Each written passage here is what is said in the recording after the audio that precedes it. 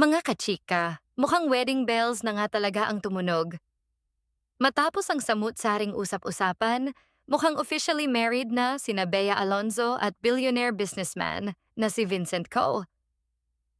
Pero teka, ang mas ikinagulat ng marami? Ang setup ng kanilang kasal. Ayon sa ulat, kinumpirma mismo ni Makati City Mayor Nancy Binay na siya ang nagkasal kina Bea at Vincent.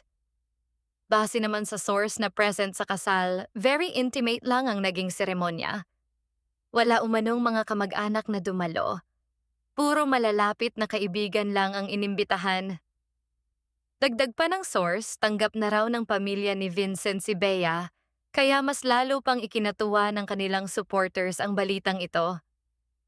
Pero ang pinaka-pinag-uusapan ngayon ay ang pahayag ng isang guest na nagsabing, buti na tuloy din ang kasal kasi wala nang nakialam, na iniuugnay umano sa dating manager ni Bea na si Shirley Kwan. Natural, umani agad ito ng iba't ibang reaksyon online. May mga natuwa para sa bagong kasal, habang ang iba naman ay nagtataka kung ano nga ba ang buong kwento sa likod ng nasabing pahayag. Kayo, ano ang masasabi ninyo sa simpleng pero pribadong kasal ni na Bea Alonzo at Vincent Ko? Mas gusto niyo rin ba ang intimate wedding kaysa engrandeng selebrasyon? I-comment niyo ang inyong opinyon.